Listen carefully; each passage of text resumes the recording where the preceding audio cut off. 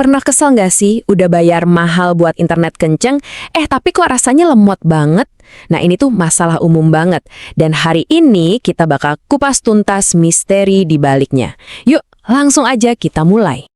Nah, ini dia nih pemandangan yang paling bikin emosi. Di tagihan tulisannya 100 Mbps, tapi di layar yang kelihatan cuma icon loading muter-muter yang nggak ada habisnya. Udah bayar mahal, tapi kok hasilnya gini amat? Sebenarnya apa sih yang salah? Oke, fenomena ini saya suka sebut sebagai paradoks 100 Mbps. Jadi ada gap yang gede banget antara kecepatan yang dijanjikan di iklan sama koneksi yang kita rasain sehari-hari. Di iklan janjinya sih kecepatan dewa ya kan? Kenyataannya, kita cuma bisa melototin layar sambil nahan kesel, nungguin video yang macet-macet. Nah, jurang antara janji dan kenyataan inilah yang bakal kita bongkar sekarang. Dan ini dia kuncinya. Seringkali masalahnya itu bukan di provider internetnya loh. Biang keroknya justru ada di dalam rumah kita sendiri. Yup, bener banget. Penyebabnya adalah hardware atau perangkat keras kita.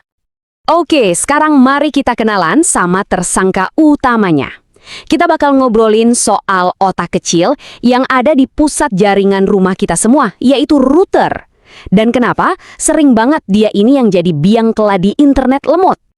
Jadi gini, router gratisan bawaan dari provider internet itu, ya perangkat standar aja, entry level lah. Dia itu didesain buat kerjaan ringan, bukan buat nanggung beban berat dari puluhan gadget pinter di rumah kita yang sekarang ini, yang semuanya rebutan koneksi bareng-bareng. Coba bayangin deh, prosesor di dalam router itu kayak otak. Nah, otak ini kan ada batasannya. Pas udah lebih dari 10 perangkat nyambung, HP, laptop, smart TV, semuanya, otaknya ini mulai pusing. Kewalahan dia dan akhirnya nggak bisa lagi proses semua permintaan data dengan benar. Gimana? Kedengarannya familiar nggak? Sinyal Wi-Fi barnya penuh, tapi internetnya nggak jalan. Koneksi nyambung putus terus. Ini tuh bukan berarti sinyal internetnya jelek loh. Ini adalah gejala-gejala klasik kalau router kamu itu lagi overload alias kelebihan beban. Oke, sekarang kita coba lihat angkanya deh, biar kebayang. Kita bakal cek seberapa besar sih jatah internet atau bandwidth yang sebenarnya dimakan sama aktivitas kita sehari-hari. Siap-siap kaget ya. Yuk kita bedah satu-satu. Buat yang ringan-ringan kayak WhatsApp-an 20 perangkat lebih juga aman, nggak masalah. Tapi begitu kita pindah ke yang level medium kayak scrolling TikTok atau Instagram, nah kapasitasnya langsung turun. Cuma kuat buat 8-10 perangkat.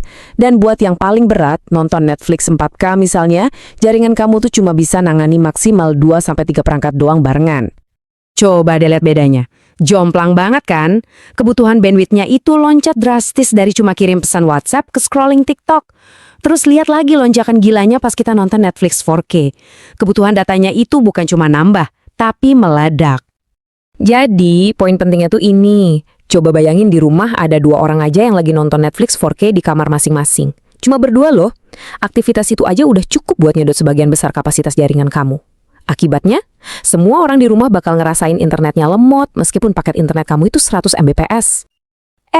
Tapi ceritanya belum selesai sampai di situ. Masih ada lapisan misteri lainnya. Ada pemakaian data yang diam-diam terjadi di belakang layar yang mungkin kita nggak pernah sadar sama sekali. Nah mungkin ada yang nanya, gimana kalau di rumah cuma sendirian yang lagi online atau semua orang lagi tidur tapi kok tetap lemot? Pertanyaan bagus. Jawabannya, ada di aktivitas-aktivitas yang nggak kelihatan. Ini dia nih, para pencuri bandwidth yang silent. HP yang lagi di-charge semalaman, bisa jadi dia lagi diam-diam download update aplikasi yang gede. Laptop kamu yang lagi ditutup, mungkin aja lagi backup ratusan foto ke cloud. Semua aktivitas senyap ini nyedot jatah internet kita tanpa kita sadar. Oke, kita udah tahu nih masalahnya apa aja. Sekarang, bagian terbaiknya, solusinya. Dan ternyata, solusinya itu simple banget dan nggak perlu upgrade paket internet yang lebih mahal. Solusinya gampang, bagi tugas. Pertama, beli aja router tambahan atau yang sering disebut access point. Nggak perlu yang mahal kok. Kedua, sambungin perangkat baru ini ke modem utama pakai kabel LAN. Terakhir, biarin si router baru ini yang ngurusin semua koneksi Wi-Fi. Jadi modem bawaan bisa pensiun dari kerjaan berat. Coba deh kita bandingin. Dulu, satu perangkat ngerjain semuanya.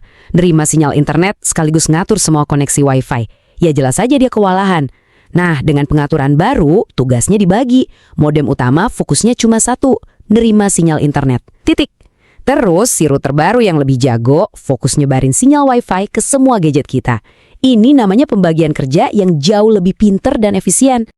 Jadi ingat ya, poin utamanya ini bukan buat nambahin kecepatan, tapi buat nambahin stabilitas. Kita itu nggak memperlebar jalan tolnya, tapi kita bikin lalu lintas di dalamnya jadi jauh lebih lancar. Hasilnya, jaringan yang nggak bakal pusing lagi, mau sebanyak apapun perangkat yang nyambung. Nah, jadi setelah kamu coba solusi ini dan buffering itu cuma jadi kenangan, pertanyaannya sekarang, kira-kira hal keren apa sih yang pertama kali bakal kamu lakuin dengan koneksi internet yang baru, yang kenceng, dan super stabil ini? Coba deh bayangin.